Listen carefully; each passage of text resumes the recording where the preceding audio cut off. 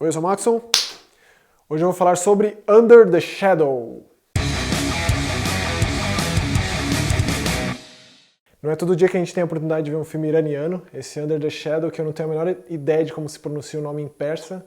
Ele, na real, é uma produção da Jordânia, do Catar e do Reino Unido para fazer um filme de terror com um pano histórico real e muito bem embasado. Ele se passa no final da guerra entre o Irã e o Iraque e ele foi de fato gravado na Jordânia, que é um país ali do Oriente Médio.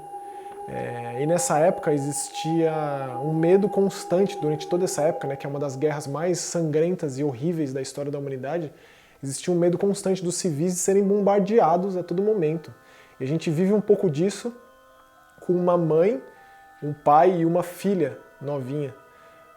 E o filme começa com essa mãe tentando voltar a estudar medicina, que é o sonho dela se tornar médica, mas ela foi afastada de seus estudos por conta de um período mais envolvido com a política na sua juventude. Então ela não consegue, ela passa a ser uma... continua, né, na verdade, a ser uma dona de casa, com o marido dela sendo médico.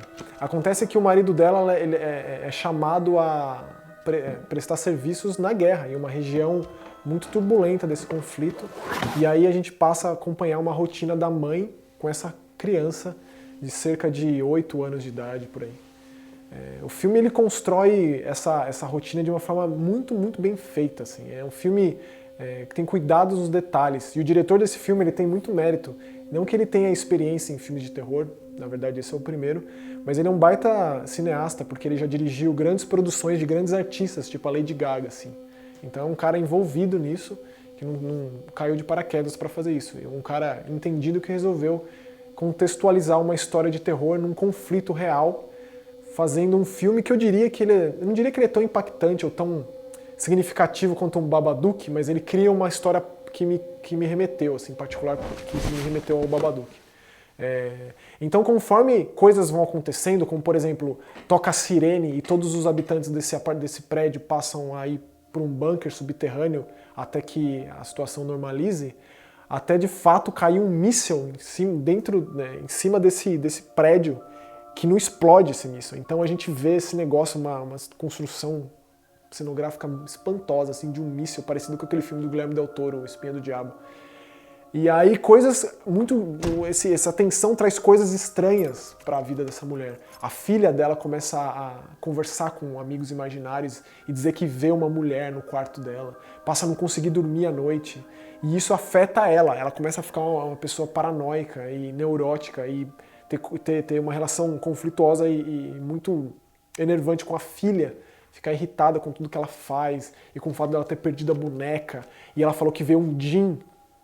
E quando ela começa a citar o djinn, que é uma figura mitológica ali daquela região do Oriente Médio, que é um ser que pode ser tanto bom quanto mal, malevolente, benevolente, que é o gênio que a gente conhece, né? Mas o djinn é um contexto mais próprio deles lá, que é uma figura meio monstruosa entre planos de homens e de seres divinos, assim.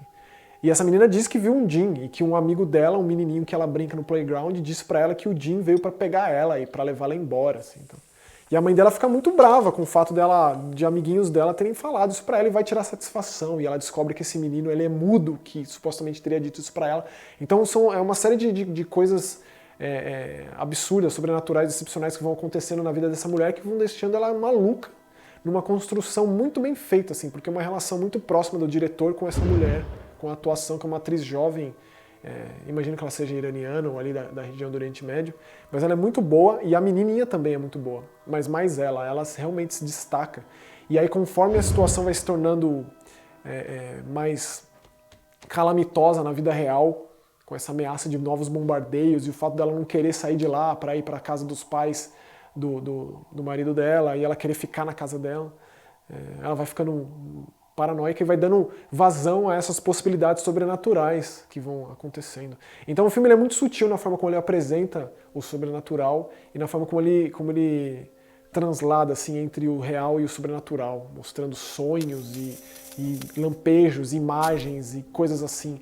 Então é um filme extremamente competente, só por ele ser falado em persa já causa uma estranheza, assim, e na real uma estranheza extremamente boa, Então eu recomendo aqui, deixo a recomendação desse Under the Shadow como um terror psicológico de altíssimo nível e talvez abra mais um leque de possibilidades de cinema, um cinema da Jordânia, do Irã, do Iraque, imagine. Então Under the Shadow.